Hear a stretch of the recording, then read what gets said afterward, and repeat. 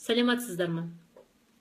Құрметті министр, Сағадиев Ерлан Кенжеғалиұлы, сізге жалпы Қазақстанда бастауыш сыныпта балалары оқитын ата-аналардың атынан қоятын бір сұрағымыз бар.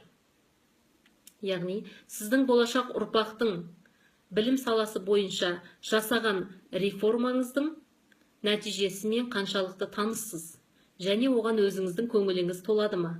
Рахмет. Сұрақтың себебі: биыл баламыз бірінші сыныпта оқиды. Былтыр нолевой сыныпта оқыды, Алматының шетінде, Алматы облысы бойынша. Сол кезде әр пәнге арналған оқулықтарды әр атана 15 мың мен 20 мың теңгенің арасында ақша шығарып, өз қалталарынан көтеріп сатып алды. Жарайды, оған келістік. Бұған түсініктеме үкіметтің қаржыландыруға қауқары жетпегендіктен. Жақсы. Қоршаған ортамен таныстыру экология негіздері. Бұл жердегі қойылатын балаға сұрақ: қызыл кітапқа енетін қазақстандық құстарды белгілеңдер. Ал енді нолевой сыныпта әлі жасы 6-ға толмаған 5 жастағы балалар барып жатыр.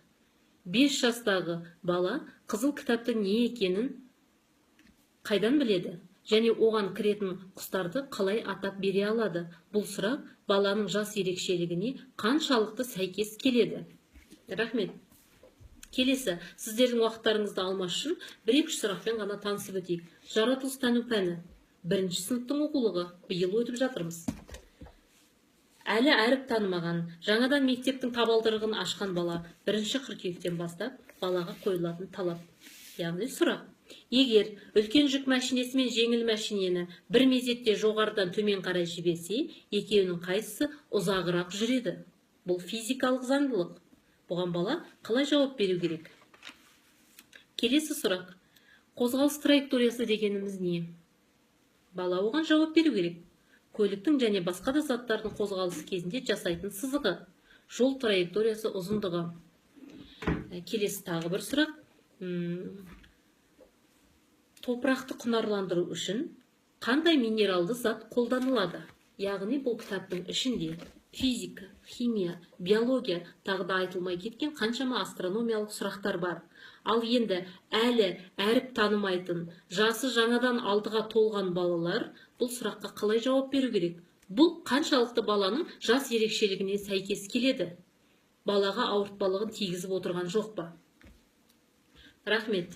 Осындай сұрақтар, осындай пәндер өте көп. Келесі мәселе: әр пән оқулықтан және оның дәптерінен тұрады. Бір күнде 6 пән, 5-6 пән болады.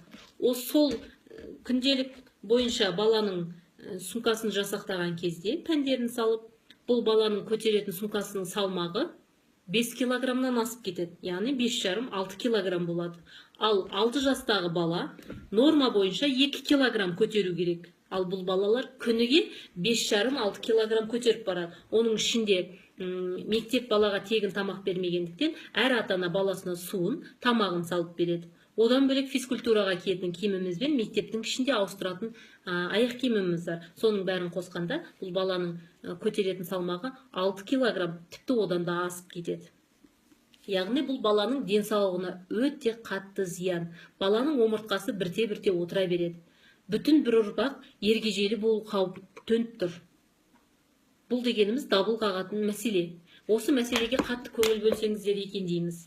Келесі мәселе, келесі ең негізгі мәселеміз, ол әр сыныптың ішінде өзінің, яғни шкафы болады, сөрелері болады. Сол сөрелерде 30 бала болса, 30 балаға әр пәннен 30 регистрдан, ол әр регистрдің ішінде бірнеше файлдан болады. Ал мұғалім сол файлдарды қағаздармен толтырады, регистрларын файлдармен толтырады. Яғни күндегісін күнде толтырып, яғни бұл жердегі айтатын мәселе мұғалімнің оқушыны оқытуға ешқандай уақыты жоқ. Және талап бойынша, биылғы талап бойынша мұғалім баланы оқытпайды. Ол тек қана балаға бағыт бағдар береді, бала әрі қарай өзі оқу керек. Енді кешіріңіздер, 7 жасқа толмаған бала өздігінен қалай оқиды? Ол бала, оны оқыту керек. Оған мұғалім қамқор болу керек, қадағалау керек. Яғни балаға тікелей қарым-қатынас болу керек.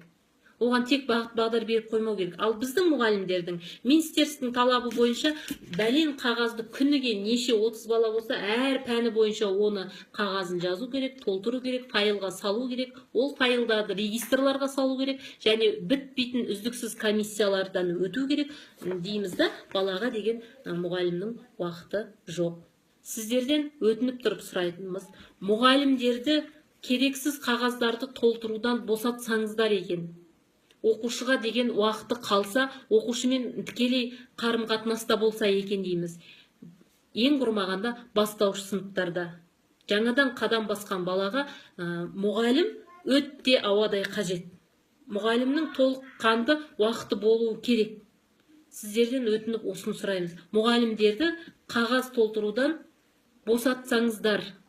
Сіздерге өте үлкен өтініш айтамыз барлық ата-аналардың атынан. Сіздерге уақыттарыңызды бөліп тыңдағандарыңызға рахмет. Бұл бастауыш сыныптардағы 100-ден-1 ғана проблемамыз. Бұдан бөлек әлі де талай қиындықтарымыз бар, кедергілеріміз бар.